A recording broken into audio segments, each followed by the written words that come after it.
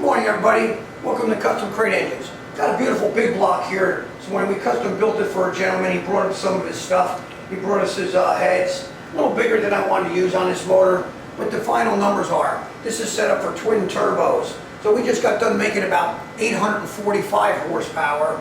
He's going to put turbos on here and make about 1600 horsepower. Got all goodies in this thing. So again, if you're interested in any one of our builds, give us a call. Enjoy this video. Hey, 845 horsepower on pump gas. This compression in this motor right now is only about 9.3, 9.4, but it's going to run twin turbos on it, and it's going to make some massive power. But check it out. Made some really nice numbers. Peace.